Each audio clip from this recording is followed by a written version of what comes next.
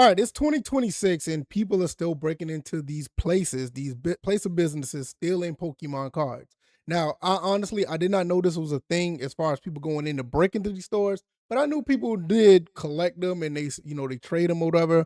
But I had no idea they was this sought after. So a few weeks ago, I did a video about this going. This was a thing all across the country, from LA to Milwaukee, here in the Georgia area, Texas, North Carolina.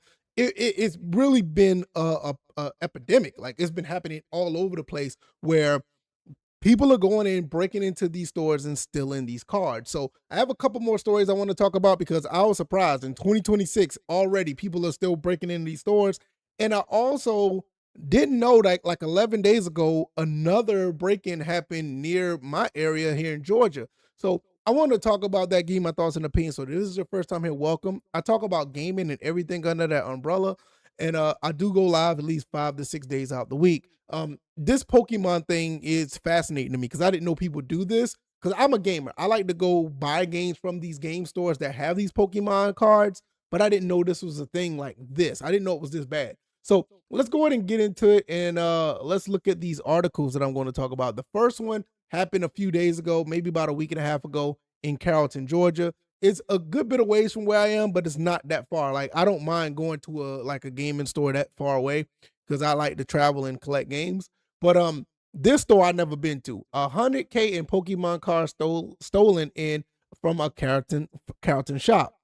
A thief stole over 100,000 in rare Pokemon cards and sealed merchandise. The suspect used a tow hitch ball to break into Tag Collects on Bankhead Highway. Owners believe that the individual target Pacific high value items based on prior visits. So that tells me they may know this person. So this happened on Christmas Eve based on what the police are saying. And I want to look at this video here. I want to see what they're saying here because this is really interesting. So let's look at this and see how this goes. A local community card shop in Carrollton talking after someone broke into their business on Christmas Eve. The owner says the thief stole thousands of dollars over the holidays. Here's News Edge reporter Larry. Yeah, look at my man. My man is in there like he's going in. Like I noticed like these guys be masked up and they be jumping and flipping to get all these cards. It is crazy. Sproul, who talked with the owner. The owner tells me the thief was in and out of this store in less than 2 minutes. Now, he stole more than $100,000 worth of merchandise. But the good news is it was all caught on camera. So it says enter through the other door. I want to know what the other door looks like because that's probably where he broke in at. It's just interesting, but let's see. Caught in the action, a thief broke into this Tag Collect trading card store in Carrollton over the holidays. Look at this. You can see the thief smashing a display case and grabbing any and everything. Tommy Brown is the co-owner of Tag Collects. He said he got the alerts that someone was inside of his store around 5 Christmas Eve morning. We had somebody throw a... So wait a minute. You mean to tell me at 5 o'clock in the morning on Christmas Eve, this man goes in and steals these Pokemon cards, probably goes home. Nah, I ain't even gonna say go home and give them to his kids. He's probably a grown man living by himself, and he's just happy that he has these cards and probably gonna try to sell them on eBay or something. This is insane. A tow hitch ball through our front door. Now, the owner tells me once he broke into the store, he walked over here to this area and stole more than $100,000 worth of high-end merchandise. Okay, now if you got this kind of merchandise in this area, I'm not saying, I'm not victim shaming or victim blaming or whatever the case may be, but those type of items that can accumulate to that much that much value, you may not need to want to put that right there in that spot. Those type of things need to be probably further back where nobody can access to them. I mean, that's just me. I don't know. So for all the Pokemon collectors out there, they'll know what I mean when I say Umbreon or Moonbreon. It's a Umbreon from Evolving Skies where he's kind of looking at the moon. I have no idea. It's about a $2,500 to $3,000 card. We had $2,500 to $3,000. Great. These cards, I didn't know they were this expensive. a couple of those. We had a couple of Gold Star Rayquaza. Look at that. Which to combine are about 14 grand. And then we had some sealed boxes. Wait a minute. Let me back down. He said something that's 14 grand. What? We had a couple of Gold Star Rayquazas, which to combine are about 14 grand. And then we had some sealed boxes that you can no longer get that were that carried the Poncho Pikachus, the Mario and Luigi Pikachus. Those were between $8,000 and $12,000 per box. Why do you have these things in a glass that's so close to the front door or so it's easily accessible even if somebody breaks in? Why would you have that? I don't, that's something that I want. I can understand you have like very rare video games out there because, okay, they're video games and it is what it is, but there's no video games that I know of, maybe like at stadium events or something like that, that'll be worth this amount of money that this guy is talking about. And that type of stuff, and when the money value gets up that high, I would not have them right there in that area where this guy supposedly stole this stuff. Brown tells me they believe the suspect has been inside the store before. He ended up reaching around the back and grabbing all the highest end singles we had, which leads us to believe, because he passed the cash register, passed the first two displays, leads us to believe he had been in here before. Brown says that's what they told police. There was a couple people that came in that kind of stayed in that area and did not buy anything, didn't want to discuss anything with us, and then there was one guy that we're pretty sure was trying to sell us stolen product. So you mean to tell me he probably stole somewhere else and tried to sell it to you? He probably stole your stuff and tried to sell it back to you? Yo, you need to give those people that information so they'll know who these people look like. They'll probably never show up again, but this is crazy. Now, there is a GoFundMe set up. If you want to donate, you can, and information is on our website, fox5atlanta.com. Meanwhile, if you know anything about this case, you're asked to call police. Reporting in Carrollton, I'm Larry Spruill, Fox 5 News. Now, listen, I'm all for GoFundMe's and all this stuff, but I'm not going to say I will not. But, I mean, if you... okay, it's up to you if you want to donate. I'll put it at that way. Because my thing is, I'm not, like I said, I'm not victim shaming or anything like that, but you got to be more careful when you put your stuff in certain areas in the store, especially when they're that expensive or that valuable. That's kind of crazy. But we have another story.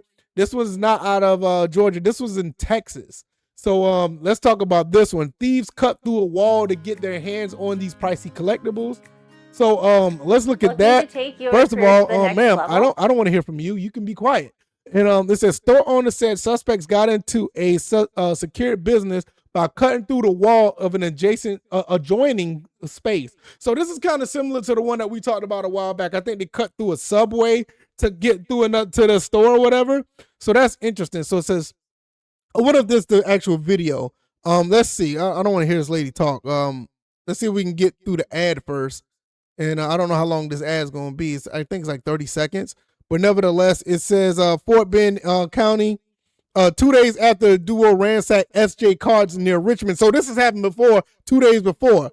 So, and stole mostly Pokemon-related items. The owners hope the investigators will catch them all. Actually, they cut through a wall, made a big square through, and got through. I'm sorry. Co-owner Mon Francis Magalang said. So where's the ad? Can I get past this? Because I mean this ad needs to go. Because I want to hear the video. So I want to get past that or whatever the case may be. So it says surveillance shows that them breaking into various displays where Pokemon cards are kept locked in cases. Okay. All right. So is it past it now? There's still, what's up with this ad? It's amazing how bad these ads are. All right, here we go. Surveillance cameras capturing thieves cleaning out a Fort Bend County card shop just 2 weeks after it opened. Yeah, these guys got away with highly prized Pokemon cards, which are an increasingly valuable target. The owners of SJ Cards reached out to us to help identify the suspects who may have already tried to unload the stolen cards. Jason Miles with the story you'll only see on KHOU 11. They just opened 2 weeks ago, and look, this is what happened. This is insane. This store just celebrated its grand opening before Christmas and never expected such a disappointing start to the new year. So what is this called? SJ, I'm sorry, SJ Trading Card? Okay. Yo, the alarm's going off and everything. Ransacked SJ Cards near Richmond, stealing mostly Pokemon-related items. The owners hope investigators catch them all. They actually cut through the wall made like a big square, got through. You can see where the suspects broke through the shared wall of a Yo! vacant neighboring space. Yo, look how they cut this wall right here. Look, it's right here on the left-hand side where this wood is at. Look how they cut through that wall. They like, yo, whoever did this was an inside job. This is an inside job. Ain't no way.